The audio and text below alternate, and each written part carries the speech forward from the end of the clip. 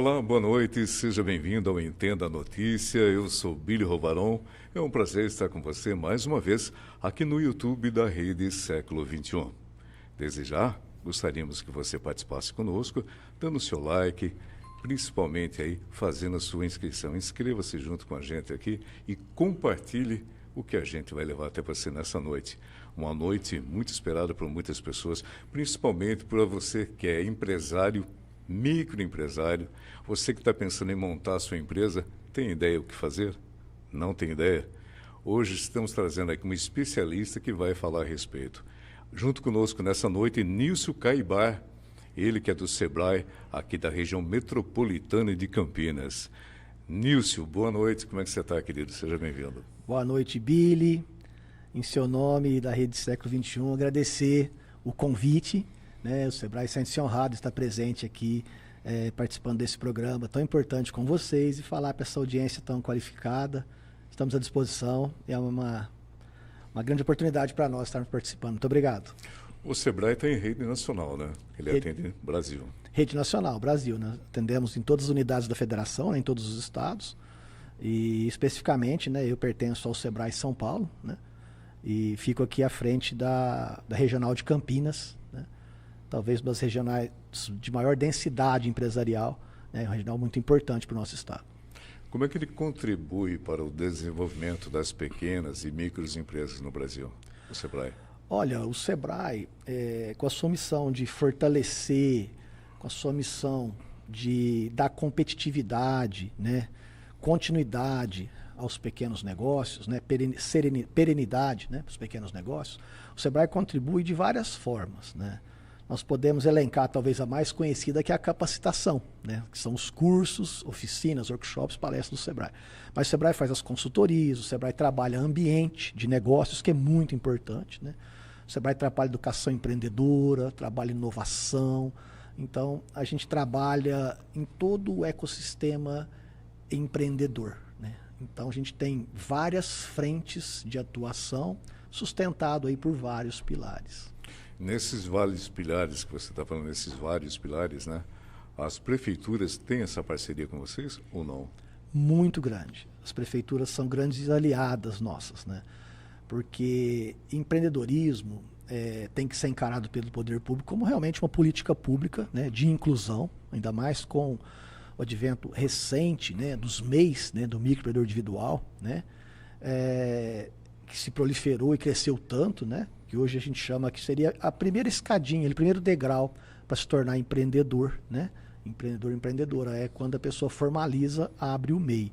Então, a gente tem, inclusive, no estado de São Paulo, uma iniciativa que ela está sendo levada já como modelo para outros estados, que são unidades Sebrae aqui, que são os postos de atendimento do Sebrae, que nós aqui na Regional Metropolitana de Campinas temos 29 unidades. E como que se dá essa parceria normalmente com as prefeituras? A gente estabelece um convênio, e aqui na nossa região nós temos preferencialmente a maioria delas com as prefeituras, mas também envolve sindicatos rurais, associações comerciais, faculdades, que a gente faz um posto de atendimento ao empreendedor, uma forma de a gente descentralizar o atendimento, né? Então nós temos a unidade central do Sebrae, né? Mas temos 29 espalhadas nessas 22 cidades, né?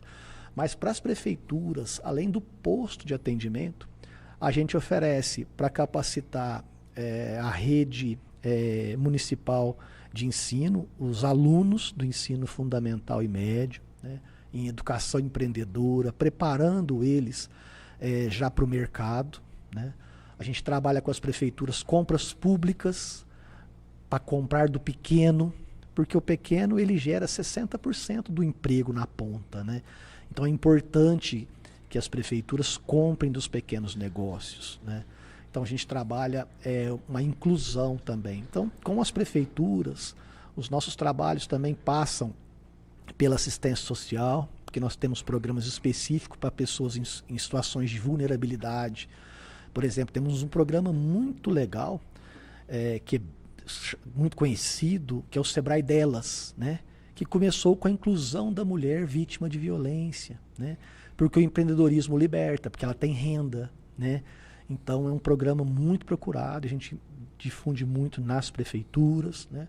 Também temos convênios com as prefeituras para trabalhar inovação, para trabalharmos aí várias frentes. As prefeituras são grandes parceiras nossas. E nessa parceria, há algum custo para a população para participar desses eventos? Não. Normalmente, né, o nosso portfólio ele é quase que 100% gratuito, né? Algumas soluções um pouco mais incrementais, elas têm custo, né? Tem, na verdade, a gente chama de investimento, porque todo o nosso portfólio é muito subsidiado, né? Então, todo esse material que eu estou falando para você, todo esse portfólio que eu estou falando para você, por exemplo, hoje a gente faz um convênio com uma prefeitura e o ano, por exemplo, de 2024, a gente capacitou quase 40 mil alunos do ensino fundamental, né? Estou falando de 1º ao 9º ano, né? Então, nas escolas públicas, o Sebrae ele entrega o material didático, que é uma apostila personalizada para cada ano, 1º, 2º, 3º até o 9º ano, né? Através de um convênio, eu capacito o professor, entrego a apostila e a prefeitura, através da sua rede de professores capacitados pelo Sebrae, capacita esse aluno, tá? É custo zero. Se é uma escola particular que quer fazer a implantação, aí eu vou cobrar a impressão desse material didático, porque a escola, no caso, ela tem fins lucrativos, né? A prefeitura não. Então, mas mesmo assim, o custo da impressão é bem subsidiado, porque a nossa ideia não é ter recurso, ganhar dinheiro com isso, vamos dizer assim, ter lucro com essas ações, né? Mas levar a educação empreendedora para a ponta. A pessoa que quer ser hoje um empreendedor, está querendo montar o seu negócio, vocês fazem um trabalho de orientação para essas pessoas de como montar? Existe um trabalho de um projeto para essa pessoa apresentar? Com certeza. É o que a gente costuma dizer, né? Porque quando as empresas que passam pelo Sebrae, elas têm um percentual muito maior de chance de dar certo. Por quê? Porque normalmente, quando as pessoas montam sem planejamento, né, sem fazer um plano de negócios, o risco é muito maior, né? Por mais que a pessoa tenha experiência, tenha feito uma faculdade, ou tenha trabalhado muito tempo numa empresa daquele ramo, né, ser dono de um negócio, né, envolve um amplo conhecimento ali, né? Algumas ferramentas de gestão, atendimento, inovação.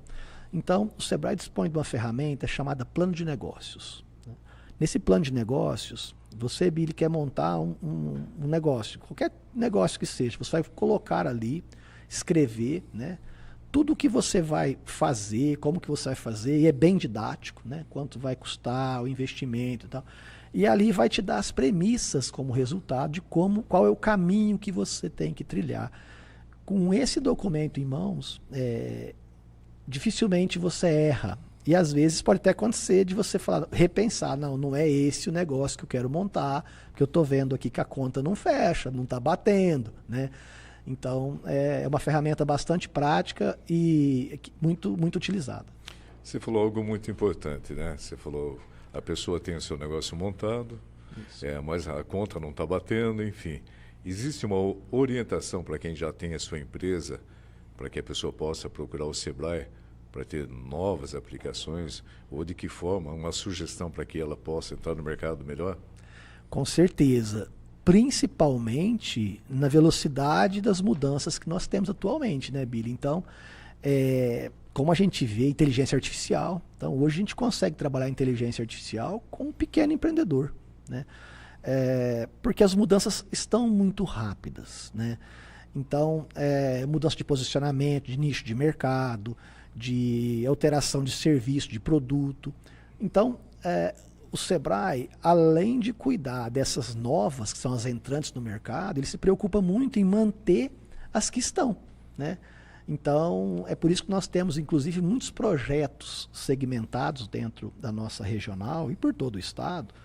A gente gosta muito de trabalhar segmentos agrupados, porque normalmente, apesar deles se verem como concorrentes, né? Você vê, por exemplo, os restaurantes de uma cidade, os cabeleireiros de uma cidade, em primeiro momento eles se olham como concorrentes, mas quando você estuda a cadeia, os problemas e soluções são praticamente comuns, né? Então a gente monta projetos, por exemplo, para bares, lanchonetes e restaurantes, projetos para cabeleireiros, né? Projetos para lojas de de moda em geral. Nesse caso, vocês montam o networking dessas empresas? Isso, montamos um network e elas se falam muito e elas se tornam parceiras, porque o que faz um negócio ter sucesso é inovação e diferenciação, né? É isso que traz retorno. Então, qual que é o seu diferencial, né? É a sua entrega, é o seu atendimento, é o seu olhar para comprar aquele produto que você enxerga que é o que o seu público quer, né? É a rapidez.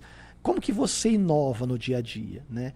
Então, empresas que são muito... são do mesmo setor e às vezes se sentem concorrentes, mas elas começam a aprender umas com as outras, né?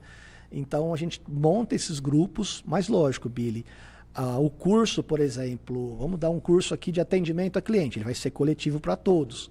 Mas a consultoria de implementação de melhoria é individual por cada lojista, porque aí é o momento em que eu desabafo, olha, eu atendo assim, tal, o que eu gostaria de mudar, o que o consultor me sugere. Finanças, né, que é um item delicado do negócio, então a gente também não pode expor o cliente, né, de forma nenhuma, então o atendimento é individualizado, porque aquele que está ali, nossa, eu estou usando cheque especial, nossa, eu estou com dinheiro, eu estou tirando tanto, eu posso fazer essa retirada. Então é individual. As consultorias são individualizadas, né? Feitas no tete-a-tete, consultor especialista e lojista, né? Agora os coletivos, que são de muito aprendizado, esses são todos na mesma sala. Por aí você vê, você ouvinte e telespectador aqui do YouTube da Rede Século XXI, a importância de você se regularizar perante o mercado de trabalho. Por isso que junto conosco nessa noite, o Nilson Caibá, ele que é do Sebrae aqui de Campinas, está dando essas dicas para vocês. Nilson, queria que você falasse a respeito do MEI, tá? O que é o MEI e qual é a importância para que a pessoa tenha a sua MEI? Vamos aqui fazer um propósito de uma ilusão de algo. A pessoa montou um carrinho de cachorro-quente, quer vender em frente, vamos lá, ao mercado, mas não tem a MEI. Explique para o pessoal o que é a MEI e como é importante ter essa MEI. Perfeito, Billy. O MEI é o microempreendedor individual. Então é muito importante, inclusive, a gente deixar isso bem claro, porque a partir do momento que você abre o MEI, e é muito fácil abrir, você consegue abrir talvez até da sua própria casa, né?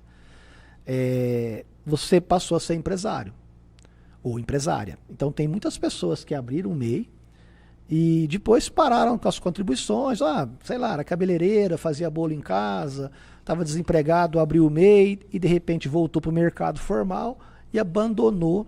E aí você fica com débitos, com a receita. Então, é uma empresa. Então você tem que abrir e fechar, né? No caso, se você for desistir. Mas vamos voltar aqui no princípio. O MEI, microempreendedor individual, eu costumo dizer, né, que é o primeiro degrau como empresário. Por quê? Ou empresária, porque você vai formalizar que você é uma empresa, né? O que o MEI pode? O MEI, ele tem um recolhimento mensal, através do DAS, e essas unidades que eu falei no princípio do Sebrae, que temos aqui 29 na região, eles fazem a orientação para o MEI, eles abrem MEI e eles emitem o boleto mensal para o MEI pagar. Então, o MEI ele pode utilizar esse serviço do Sebrae em qualquer local, além dos atendimentos de orientação, como emitir uma nota fiscal. Então, o que é o principal? Você tem lá o cachorro-quente que você deu o exemplo. Primeira coisa, essa pessoa vai trabalhar por conta, ela é empreendedora, ela tem que pensar na previdência, como que ela vai, né, aposentar no futuro. Então, o MEI contribui.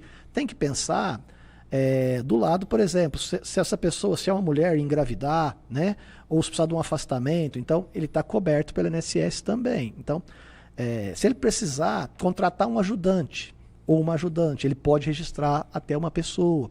E aí ele está coberto e amparado pela lei. Então, o MEI nada mais é do que a primeira oportunidade que tem de regularizar o negócio. Sem dizer que, vamos pensar que esse cachorro-quente lá, essa empresa, né, uma empresa quer comprar e precisa de nota fiscal, ele vai emitir nota fiscal, então ele fica regularizado, né? Quando abre o MEI na cidade, normalmente a gente até aconselha a passar pelo posto, porque tem também o uso do solo. Como é que você pode utilizar o espaço público, né? Então as prefeituras às vezes têm concessões, tem áreas específicas que pode ficar, né? E aí tudo isso a gente já consegue com o nosso analista no posto já passar essa orientação. Então é muito importante. Mas o MEI é fantástico. A gente tem exemplos, inclusive, de pessoas que eram MEIs e viraram ME. Legal. Porque começou a faturar, estourou o limite do faturamento, precisou contratar mais funcionários, né? Então virou uma microempresa. Muito bem, isso é fantástico. Legal. Principalmente para você que é motoboy, fica a dica aí para você ter sua MEI, não é mesmo? Com certeza. Para você se regularizar. Quais são os critérios para que o empreendedor ele possa usufruir o que o Sebrae oferece? Olha, nós não temos nenhuma barreira desde que seja uma pequena empresa. Ou seja, até uma EPP, uma empresa de pequeno porte, né? Ou seja, se ela faturar até 4.800.000 por ano, né? Ela enquadra como cliente do Sebrae. A gente não pode atender as grandes empresas, né? Porque o nosso estatuto não permite. Nós somos focados nas micro e pequenas empresas e naqueles que são informais, né? O Sebrae não é órgão fiscalizador, então a pessoa vai lá e fala, eu estou trabalhando há tanto tempo assim, informal, tal. O Sebrae não é órgão fiscalizador. Nós vamos orientar que se você se formalizar, você vai ter os benefícios, mas também nós não te obrigamos a formalizar. Então não há um critério que possa retaliar, a não ser se for uma grande empresa. Aliás, com as grandes empresas, como é o nosso trabalho? As grandes empresas dependem muito das pequenas. Então o Sebrae tem um trabalho chamado encadeamento produtivo. Você pega aí uma grande indústria na cidade, quando você olha para os fornecedores dessa empresa, ela tem ali dezenas, centenas de pequenos empreendedores que prestam serviço ou fornecem materiais para essa grande empresa, né? E aí como que a gente trabalha? A gente trabalha para melhorar a margem de lucro dessas pequenas empresas fornecedoras, a qualidade, né? A gente trabalha inclusive para comprar no entorno, porque eu lembro de um projeto que a gente fez aqui na região, né? Que nós identificamos que as empresas para fornecer para essa indústria estavam vindo de São Paulo, Rio de Janeiro, e nós temos empresas aptas aqui, próximas, né? Mas por que não? Porque não estavam devidamente qualificadas, não estavam certificadas, né? Então, nossa ideia é justamente propiciar que essas empresas que estão no entorno, elas possam fornecer para essa grande empresa e também acessar essa fatia de bolo, né? Que está aqui do lado e às vezes não se acessa. E pode ser solucionado aqui, né? Não há essa necessidade, porque encarece, né? Quando você vem de um estado para cá. Com certeza. Esse tipo de coisa. Com certeza. Encarece a logística, trânsito, então impacta tudo. A grande empresa, se ela pudesse comprar tudo no entorno, ela compraria com certeza. Então, existem trabalhos com essas grandes empresas de qualificar esse fornecimento. Então, essas micro e pequenas empresas, normalmente, inclusive, essas grandes empresas, elas nos procuram para capacitar, pagam, inclusive, para a gente capacitar essas pequenas para que elas sejam fornecedoras certificadas. Queria que você esclarecesse para nós aqui como é que ficou a questão a partir de agora, né, com o governo, com essa regra aí do Pix, até R$5.000, né? Vamos pensar como microempreendedor. Como é que fica a partir de agora isso aí? Olha, a gente ainda está olhando com muito cuidado essas medidas que chegaram, né? Tudo muito recente, mas aquilo que a gente sempre pautou, né? Toda movimentação financeira, ela tem que ter um registro, né? Que seja um livro caixa, né? Mas os registros são importantes, né? Toda entrada e saída de recurso tem que ser registrado. O pequeno empreendedor, que passa pelo Sebrae, ele está bem disciplinado desses lançamentos que tem que ser feitos e dessas informações que tem que ser passadas, né? Nós entendemos que pelos limites de faturamento dos micro e pequenos, né, ele mantendo isso registrado, não tem impacto na movimentação dele e nem no imposto que ele vai pagar, né? No caso, ele é taxado acima de R$5.000, é isso? Não, na verdade, o que ele tem que fazer é informar isso, né? Mas se a empresa fatura em média 20 mil por mês, quantos PIX ela tem que ter para dar esse total, né? A gente orienta que ele faça todos os registros, né? E faça o fechamento do mês contabilmente, com o escritório de contabilidade, se for ME ou EPP, ou o MEI, que ele possa fazer a própria contabilidade dele e recolher o DAS. Tá, mas isso a partir de quanto? Qual o valor? Isso a partir de janeiro já tem que ser feito, porque independente se está próximo do limite, ele tem que fazer, inclusive agora, 31 de janeiro, é a data que a gente faz essa migração daqueles que estouraram nos últimos 12 meses o limite de faturamento do MEI e passa a CME. Né? Mas com essa atitude do governo, não incentiva a baixa renda, a população da baixa renda, em vez de emitir nota, ela voltar na questão do dinheiro, então? Para não cair nessa taxa do PIX? Olha, nós precisamos ver como o mercado vai reagir, mas ultimamente o que a gente tem visto, inclusive, antigamente, né, as micro e pequenas empresas circulavam muito com mercadoria sem nota, né? Hoje está cada vez menos isso, né? As notas fiscais elas passaram a ser eletrônicas. Então a gente tem visto que a formalização da transação está cada vez mais perene, né? Eu conversei esses dias com o escritório de contabilidade, com o proprietário do escritório de contabilidade, ele estava comentando comigo, né, o quanto isso melhorou, inclusive, para poder fazer o registro fiscal, né? Que antes a pessoa comprava muita coisa sem nota, vendia sem nota, né? Hoje, se a gente observar bem, é que o Pix deu essa assustada, né? A mídia colocou isso de uma forma, mas, por exemplo, toda a transação de cartão de crédito é rastreada. Então, se você já vendia no cartão de crédito, por exemplo, e já estava com faturamento, você já estava aparecendo para a Receita aquilo que você estava faturando, né? Não tem como esconder uma transação de cartão de crédito, né?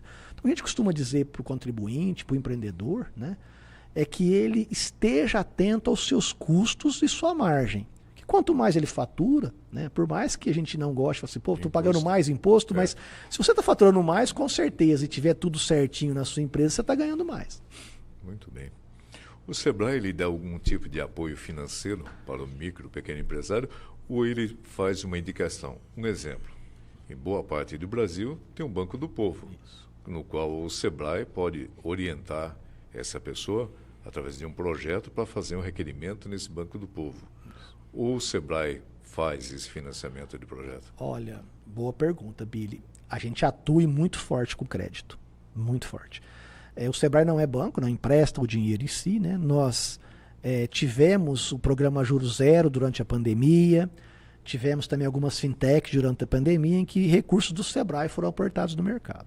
Mas hoje o Sebrae atua, por exemplo, você deu um exemplo fantástico, que é Banco do Povo. Hoje a menor taxa de juros para o microempreendedor e para ME, para pequena empresa, hoje chama-se Banco do Povo. É a melhor taxa que existe, tá? E qual que é a menor taxa dentro do Banco do Povo? É aquele que está atrelado ao curso que o Sebrae oferece. Porque uma coisa que a gente chama lá dentro do Sebrae é de crédito consciente, né? Muitas das vezes a pessoa fala assim, eu preciso de 10 mil reais aqui para sanear umas coisas do meu negócio. Com a orientação que a gente dá, às vezes ele pode descobrir que era 7 mil só e não 10. Ou às vezes é 12, não 10. Então é importante, né, esse crédito consciente. Então, o que o Banco do Povo entende? Tem o convênio com o Sebrae, que ele passa pelo Sebrae e com o certificado ele consegue essa taxa diferenciada. Então, é o que a gente chama de crédito consciente. Então, o Sebrae atua muito protagonista no Banco do Povo e o Sebrae trabalha também com o FAMP, que é o Fundo de Aval.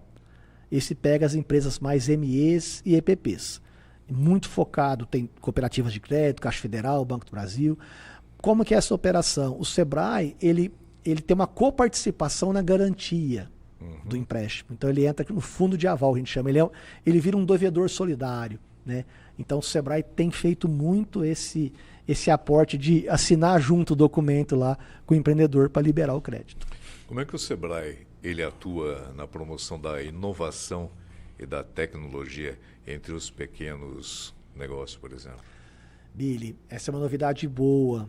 De uns 2, 3 anos para cá, o Sebrae São Paulo se tornou aí praticamente a maior aceleradora de startups do Brasil, né? Então nós temos uma unidade em São Paulo de inovação e criatividade, né, que o Sebrae trabalha nas universidades, trabalhando inovação nas universidades, com novas patentes, né? E também nos colégios, né? Então o Sebrae trabalha muito inovação com a juventude que está estudando, né? Seja nos colégios de ensino médio, seja nas faculdades, né? Trabalhando, incentivando inovação, ideias novas. Então, para essas empresas nascentes e startups, estamos falando de empresas inovadoras, a maioria delas focada em tecnologia, né? Mas a gente trabalha muito em inovação, por exemplo. O Sebrae lançou um projeto ano passado com a FEComércio chamado Loja do Futuro, que é para o lojista, que talvez tenha sido aí, a gente falar isso até cada segmento vai reclamar para o Nilson. Não, o meu segmento sofreu mais, o meu sofreu mais. Mas esse segmento de moda ele tem sofrido muito dos últimos anos. Por quê? Entraram aí os outlets virtuais, né, essas plataformas de liquidação de produtos, né? Então, que vende, troca. As próprias plataformas de e-commerce como o Shopee, Mercado Livre, Shine, então, que vende produtos, troca produtos muito rápido, né? Então, essas lojas de rua, em geral, elas sofreram bastante com essa concorrência que é desumano, né? Você está com a sua lojinha lá, o estoque da loja grande lá é virtual e você não consegue competir e tal. Então, pensando em inovação para essas lojas, o Sebrae lançou ano passado um projeto chamado Loja do Futuro.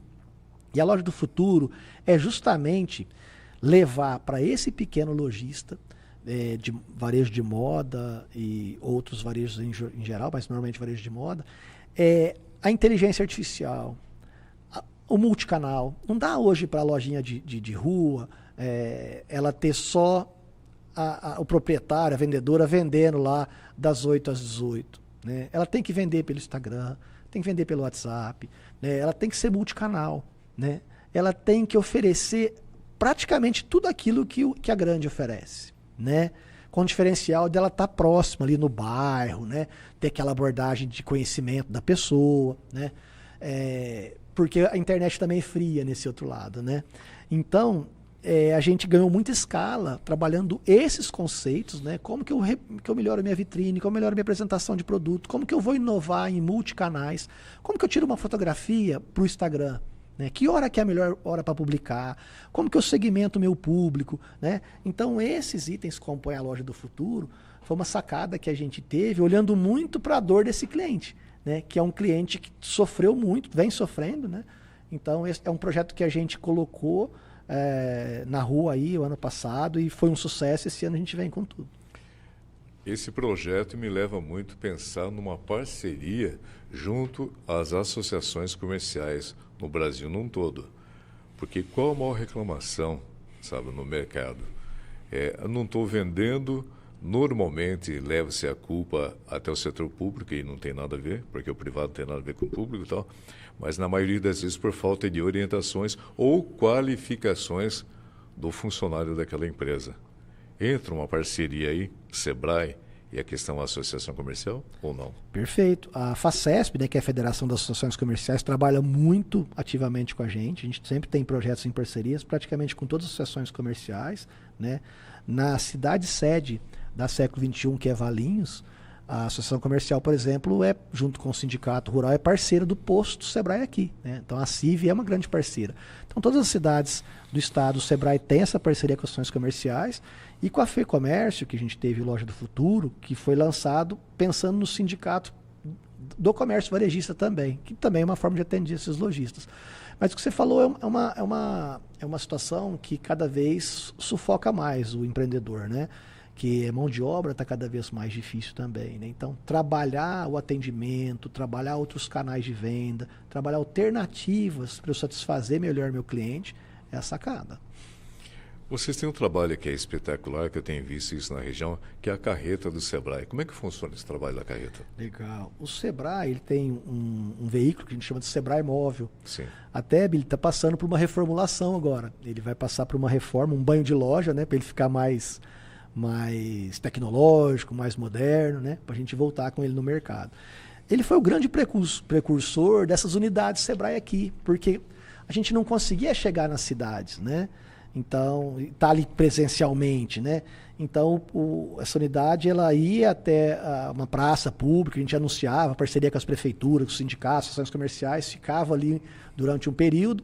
E é um carro que a gente abre o todo, monta uma sala ali, faz cursos, regulariza a empresa, praticamente um escritório do Sebrae avançado, móvel, né? Agora como a gente já está chegando com os postos em todas as cidades, né? Agora nossa grande sacada agora é ir para os bairros, né? Para ter mais unidades do Sebrae. É a gente ter um carro mais tecnológico, com inteligência artificial, com interação, né? Para que esse empreendedor tenha algo diferenciado também na entrega pelo veículo. Mas é uma solução bem bacana. Legal. O Sebrae, ele é mantido de que maneira? Ele é do terceiro setor, correto? Isso. Ele é mantido de que maneira? São verbas públicas, né? Certo. Que vêm para o Sistema S e tem aquela divisão, né? Então a gente reparte lá Senar, Sebrae, Senac, Senai, tem aquela repartição de todos os do Sistema S, né? E é dividido por unidades da federação, né? Então, isso é de maneira proporcional. Então, vem para o Sebrae de São Paulo, do Rio de Janeiro, para o do Espírito Santo, e assim, essa é uma verba pública que vem até as unidades da federação. Muito bem. De que forma que as pessoas podem acessar o Sebrae em rede nacional? Olha, o que eu sugiro é digitar o site, né? sebraesp.com.br, porque é o nosso do Sebrae de São Paulo, a pessoa que está aqui, mas ou digita sebrae.com.br para toda a audiência aí que também é dos outros estados. E lá você coloca a sua localização para você ver aonde tem um atendimento Sebrae mais perto, né?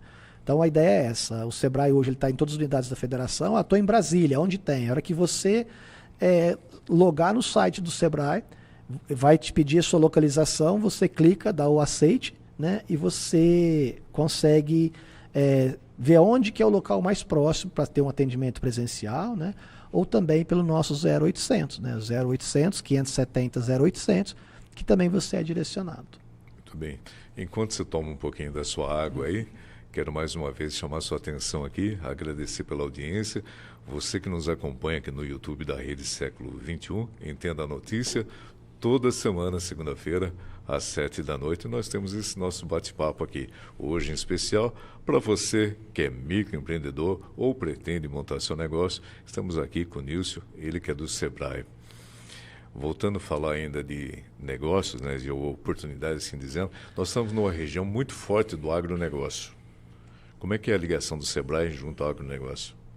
Então, o Sebrae, ele atua, né, junto aos pequenos empreendedores, pequenas empreendedoras, desde o informal, como a gente conversou aqui, né, até o formalizado. E aí, eu estou falando de comércio, indústria, serviço e agro, né? Então, o Sebrae é muito forte no agro.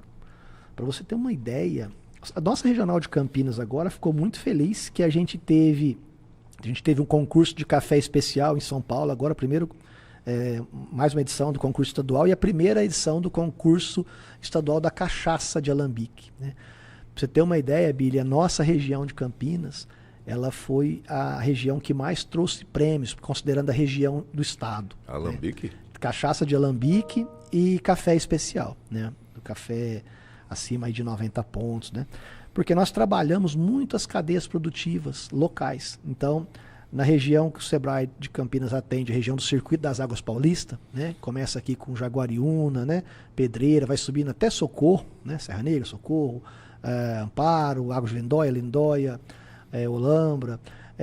Nessas localidades nós temos um projeto de café especial e um projeto de cachaça de alambique, e esses projetos foram amplamente premiados.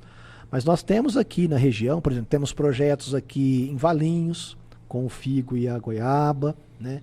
Nós temos projetos multissetoriais aí, que a gente envolve, por exemplo, o Sebrae tem um programa de inovação chamado Agente Local de Inovação. E eu tenho esse projeto para o rural e para o competitividade, que é para comércio, indústria e serviço. Então, no rural, a gente tem um agente de campo que visita a propriedade para trabalhar a inovação. Independente do segmento que ele atua. Ele planta milho, ele tem horta, né? Então o Sebrae trabalha muito o agronegócio. Porteira para dentro, trabalhando com o agente local de inovação, com capacitação. O Sebrae tem um convênio com o Senar para capacitar esse produtor.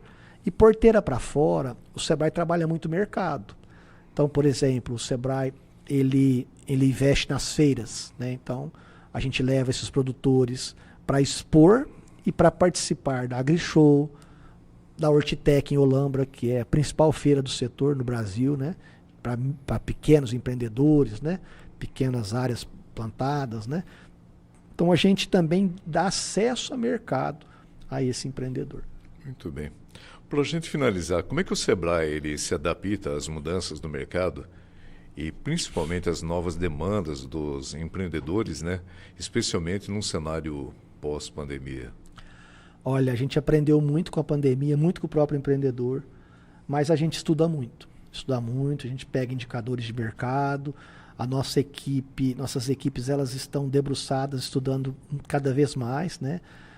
Essa semana mesmo, nosso diretor está na NRF, em Nova York, a maior feira de varejo do mundo, para trazer insights de lá, do que vai acontecer esse ano agora, lá dita regra, né? Então, o Sebrae, cada vez mais nossas equipes, elas estão imersas em buscar esse conhecimento, porque o movimento é muito rápido. Então, a gente chegou com inteligência artificial para o empreendedor no momento que ele precisava realmente. E a gente tem que dar essa solução o quanto antes, porque a concorrência já está fazendo, o maior já está fazendo. Então, se ele não tiver em pé de igualdade, ele perde mercado. Então, a gente tem trabalhado muito para se manter adaptado a essas mudanças. Nilson, parabéns a todos vocês do Sebrae. Muito obrigado por essa aula que você nos deu aqui. Leva aqui nosso abraço a todos do Sebrae pelo trabalho que vocês têm feito no Brasil todo. Muito obrigado pela sua presença. Billy, eu quero agradecer em teu nome, toda a direção da Século XXI. A gente tem um carinho muito especial, já viemos aqui algumas vezes, né? E o ambiente, né, muito receptivo, muito gostoso estar aqui, a sua audiência tão qualificada. Eu que agradeço, o Sebrae agradece e estamos à disposição da sua audiência. Forte abraço a todos vocês. Entenda a Notícia volta na próxima semana, às 7 da noite. Forte abraço e até lá.